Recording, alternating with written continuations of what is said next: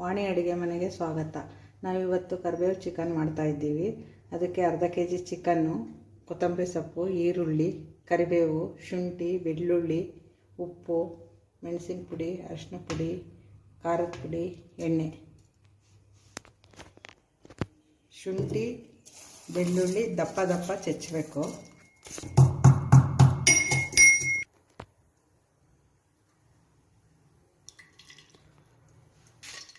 ಕರಿಬೇವು ಚಿಕನ್ ಮಾಡೋಕ್ಕೆ ಎಣ್ಣೆ ಹಾಕ್ತಾಯಿದ್ದೀನಿ.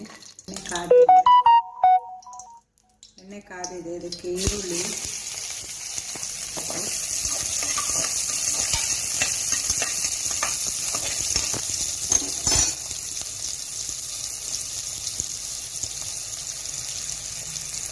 ಕರಿಬೇವು,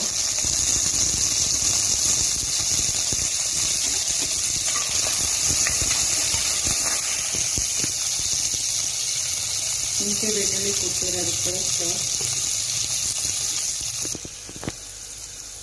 ಚಿಕನ್ನು,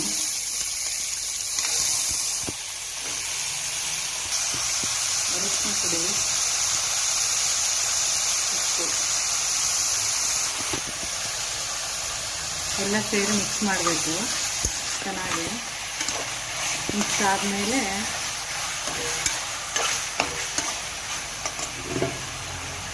ಮೆಣಸಿನ ಪುಡಿ, ಖಾರದ ಪುಡಿ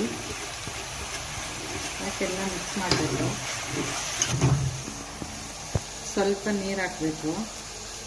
ಮಿಕ್ಸ್ ಮಾಡಿ 2 ವಿಷಲ್ ಹೊಡಿಸ್ಬೇಕು.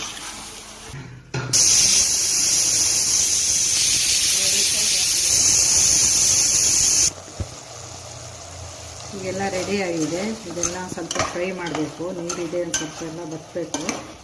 ಫುಲ್ ಡ್ರೈ ಆಗಬೇಕು. ಸ್ವಲ್ಪ ಕೊತ್ತಂಬರಿ ಸೊಪ್ಪು ಉದುರಿಸ್ಬೇಕು ಮೇಲೆ. ಏನು ತಡಿ, ಕರಿಬೇವು ಚಿಕನ್ ರೆಡಿ ಆಗಿದೆ.